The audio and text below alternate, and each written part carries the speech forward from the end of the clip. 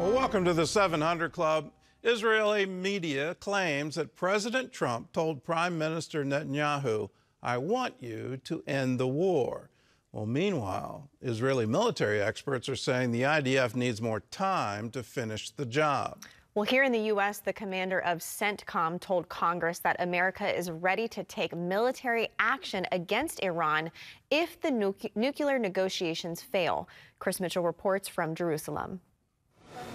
According to Israeli Channel 12, in a call on Monday, President Trump reportedly told Netanyahu, "I want you to end the war. Finish it. The war is exhausting itself." Military expert Yaakov Lapin tells CBN News the IDF is making steady progress and needs time to finish the job. We have 5 IDF maneuvering divisions that are slowly but surely and very systematically taking control of more and more of the Gaza Strip. And the reason that they're moving slowly and methodically is because Hamas has booby-trapped, really, in places like Khan Yunis, 1 out of every 3 buildings is booby-trapped, according to the IDF personnel that are down there on the ground. He also points out that Hamas's power is weakened as food is going directly to Gazans through the Gaza Humanitarian Foundation. Tuesday, it distributed more than 2 million meals. And the reason that that's very harmful to Hamas is because it takes away the dependency of the Gazan civilians on Hamas, and that removes its political power. This is also a financial blow because Hamas sells excess aid that it hijacked until now on Gaza's markets.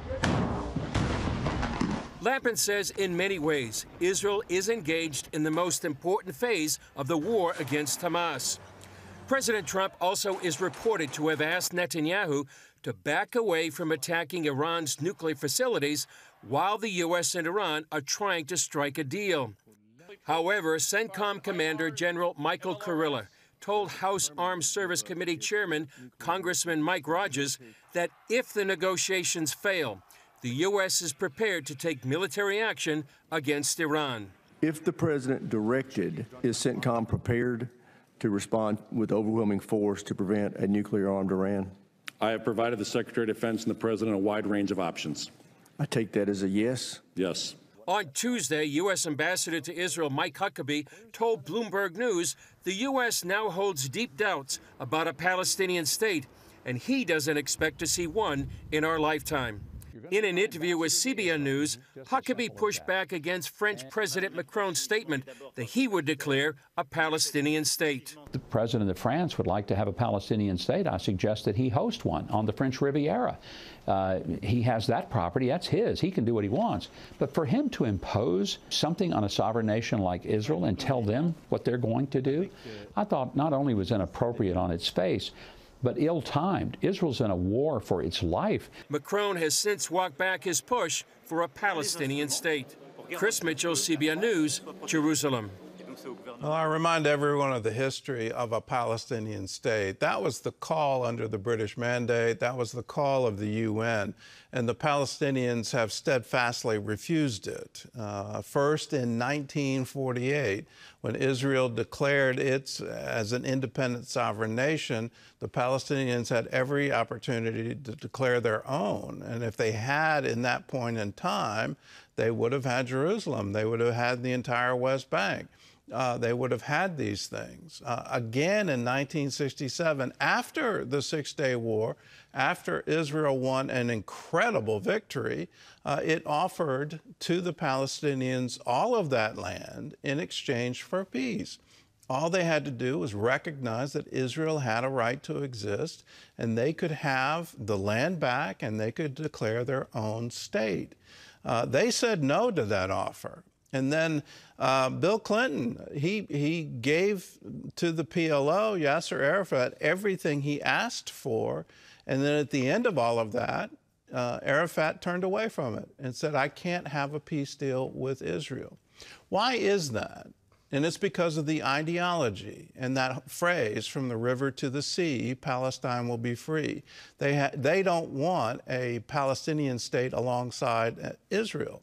What they want is all of it. And they've said that repeatedly again and again and again. When will the world leadership recognize that the real problem here is that ideology?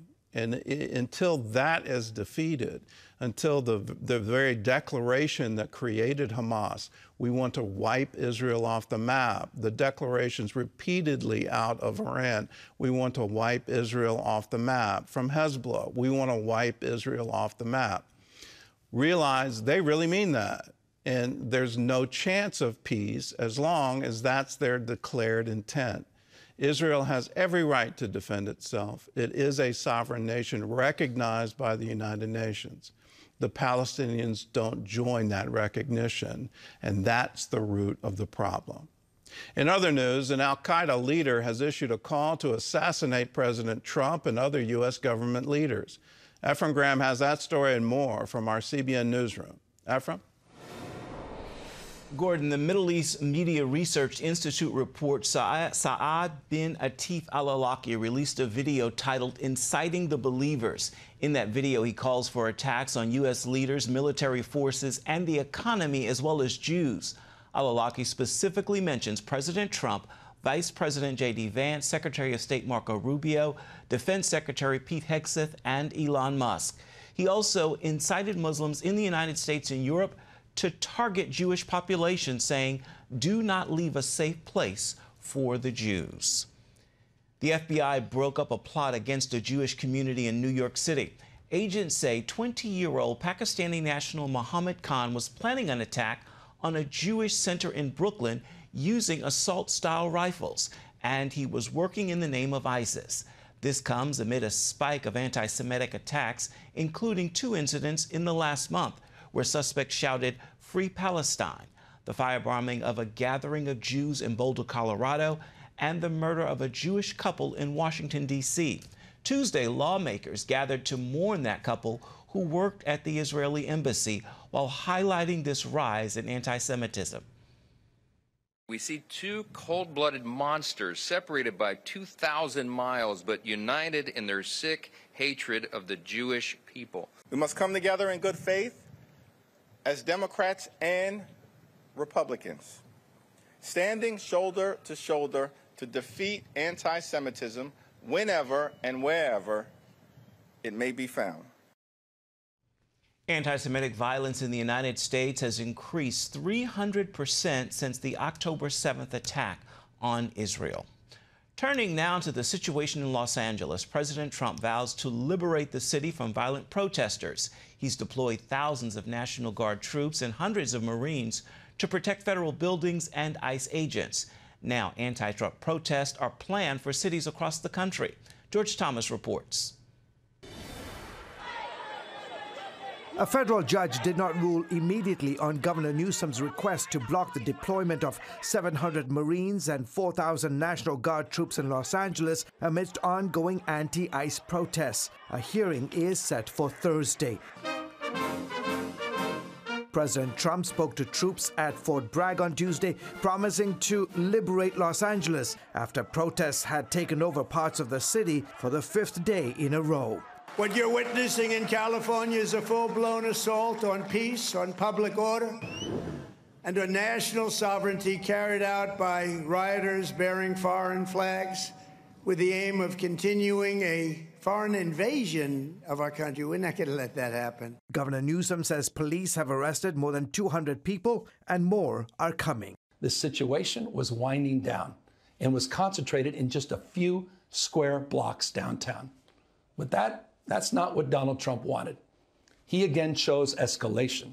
He chose more force.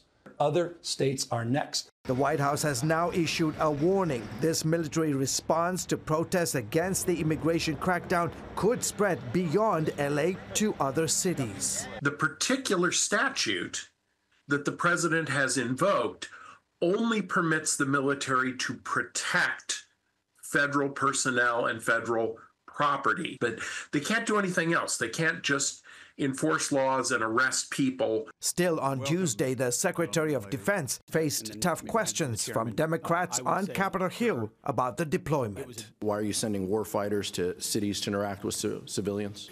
Every American citizen deserves to live in a community that's safe, and ICE agents need to be able to do their job. They're being attacked for doing their job, which is deporting illegal criminals. Overnight, LA police made several arrests after the mayor imposed a curfew in parts of the city. When that expression crosses into unlawful conduct, when lives are put at risk, and when our city's safety is compromised, we must act, and we will act. Protests against ICE crackdowns are now spreading to other cities, with thousands taking to the streets in Chicago, New York, Atlanta, Omaha, and Seattle. This Saturday, as President Trump holds a military parade in Washington, D.C. to celebrate the Army's 250th birthday, around 1,500 anti-Trump demonstrations are expected nationwide. Trump has warned that anyone who protests during the parade will face heavy force. George Thomas, CBN News. And staying in the nation's capital, the Senate may pass the president's so-called Big Beautiful Bill this month. But some faith leaders want senators to remove one provision. It's been dubbed the nonprofit parking tax. That will require organizations like Christian ministries to treat the cost of providing parking to their employees as taxable income.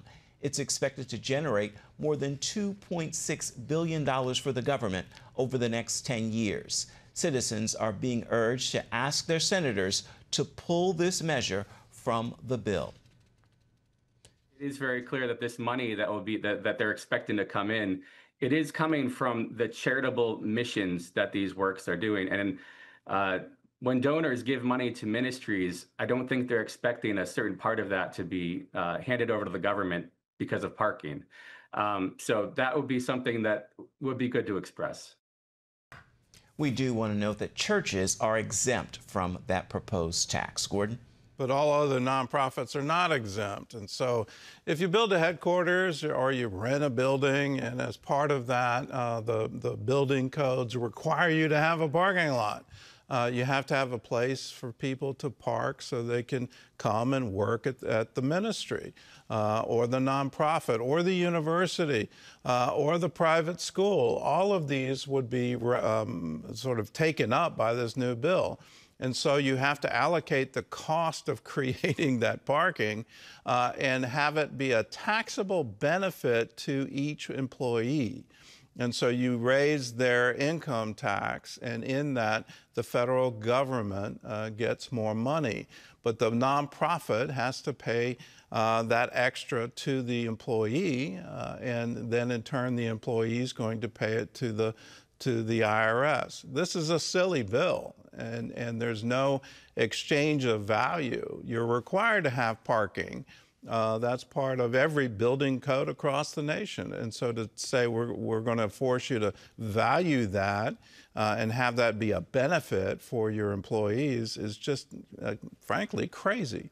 So please call your member of Congress. Please call your senators. Right now, the senators have the ability to take provisions like this out of the bill.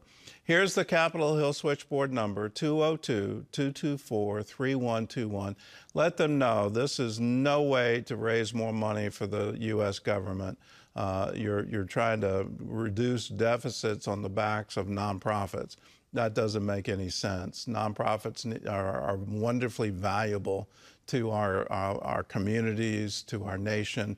That needs to be recognized. Let's not add an extra tax burden to them.